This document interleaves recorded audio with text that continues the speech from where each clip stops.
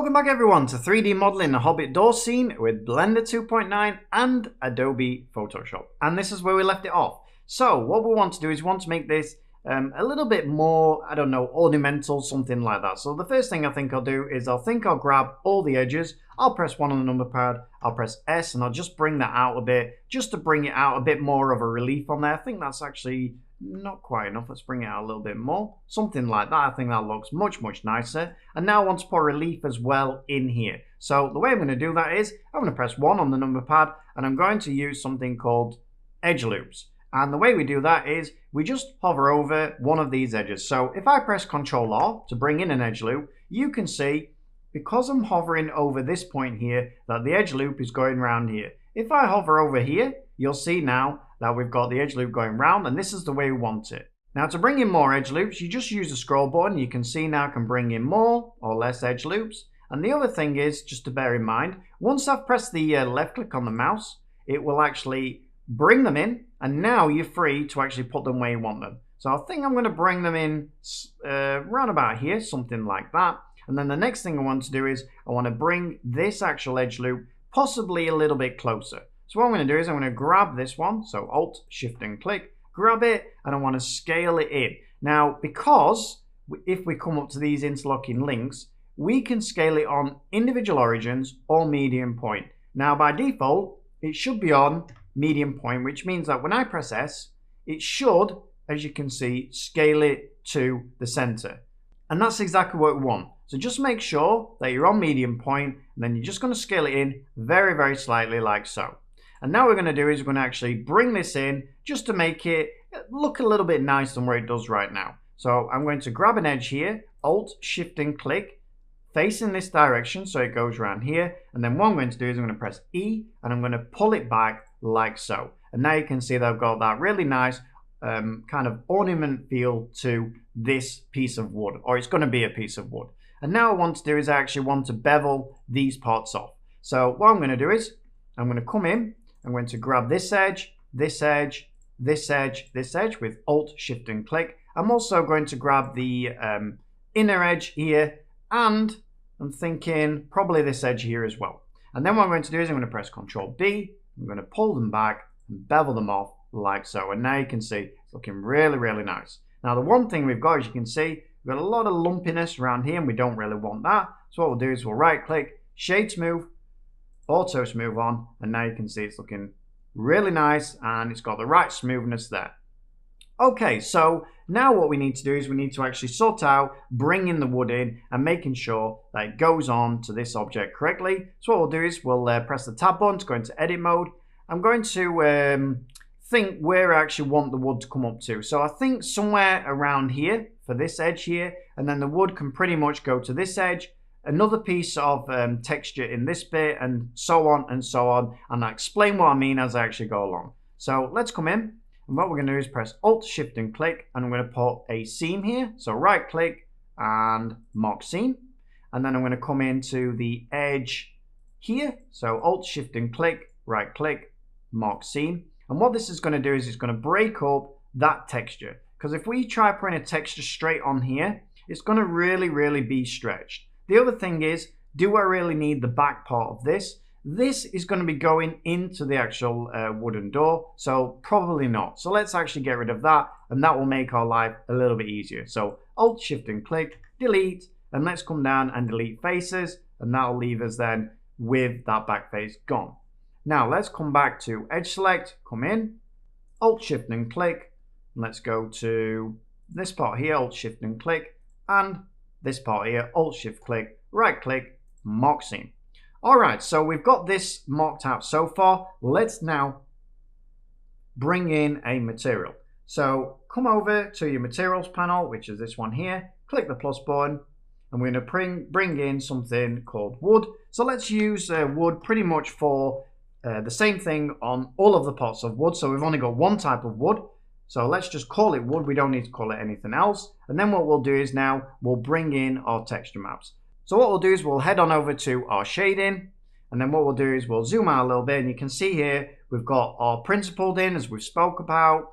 Now, to bring in the texture maps, because we brought the Node Wrangler add-on in, all we need to do is just click on the principled and press Ctrl, Shift and T, and that will open up our file. And now all we need to do is find the textures. So go to your resource pack and find the one that says textures, which is this one here. Double click it, and now you'll see we've got one that's called wood single. Let's double click it, and then what we're going to do is we're going to grab the top one, shift select the bottom one, and click principled texture setup, and that is going to bring in our wood, and there we go. Now there is one problem, as you can see. We haven't unwrapped this yet, and it looks just a mess at the moment. So we need to unwrap it, and we need to make sure that this wood is going on properly so that it looks nice and clean. So what we need to do is now, let's go over to UV editing. Let's put this on material, and now let's have a look if we unwrap this, how it unwraps. So I'm going to grab it all with A, I'm going to press U, unwrap. And if I unwrap it now, you'll see, if I press tab, it still looks a mess. And the reason is, again, because we're fighting with the wood here and we're having infinite loops, and we don't really want that. So what we'll do is we'll come to the bottom. I'm going to look, so I'm going to press 1 on the number pad. I'm going to press Alt, Shift and click, and that then should create a edge loop selection all the way along here. Let's right click, mark seam, and now when I unwrap it, we won't have that problem. So if I click L, U for unwrap, and you can see now that this is unwrapped much nicer on these sides here. Albeit, you can see that the front still doesn't look that nice. I don't actually like it looking like that, so we're going to sort that out next. Now, the edges though are nice, except that they're probably a little bit blurred, as you can see, and we don't want that either. So we'll sort that out in a minute as well. So now let's come in with face select, and what we're going to use is the islands selection, because if we select in face select, it'll only select up to the seams. So let's grab this one here, right next to the seam. Let's press L, press U, come down to where it says light map pack, click that on, click OK, and you'll end up with something like this, which is a bit all over the place. Press U again, and now we're going to pick follow active quads, leave the length at average, click OK, press tab, and now you're going to see that this now looks really nice if we turn it around. So let's come over to the UV viewport, press A, R, 90, spin it round, and now you can see that that is looking much nicer, as you can see, in comparison to these parts here. So now let's do the same with the other parts. You can also see that the join, although there is a join there, it's very hard to notice because we have put it on the bottom, so it is harder to see. Now let's do the other two. You can't do them all together, unfortunately, with the light map pack way of doing this, so you have to actually do them individually. So let's come in, let's grab this one, and because it's follow active quads, it always needs to start where the actual seam is. So let's grab this one, L, U, light map pack, OK, U, follow active quads, OK, and there we go. Let's have a look at that one, and I think that this one, let's have a look if we spin it around. So R90, let's spin it around, and you can see that it's very stretched on this one. So let's pull it in. So S and Y, bring it in. Let's have a look now, and you can see now it's looking much nicer. Now let's do this one as well. Grab this one, and I must say that over on the UV panel, it's the same thing. So rotation is R, scaling is S, and if you actually want to move something, so let's say I want to move this one, for instance, I can grab it with L, and I can press G, which is basically free movement. So just so you know, free movement in object mode, in edit mode, on any of these. So if I come over here as well and I press G, you can see I can actually free move it. All right, so let's now do this bit. So L, U, light map pack, OK, U, follow active quads, OK. Let's press tab and have a look what that looks like. All right, so that's looking really nice. Let's see how big that is as well. I think I need to turn this around. So AR90, let's spin it round, tab. Yeah, and there we go. Now let's grab the whole thing and see if we can make it a little bit nicer. So I'm going to press tab, A, grab them all. I'm going to press A, UV, and we're going to pack islands. And let's have a look what that looks like. And you can see they're going the wrong way around. The reason for that is, if I press Ctrl Z, I will show you something else. So before we pack islands, if we come up, UV, pack islands, you'll notice that you've got a little menu down here.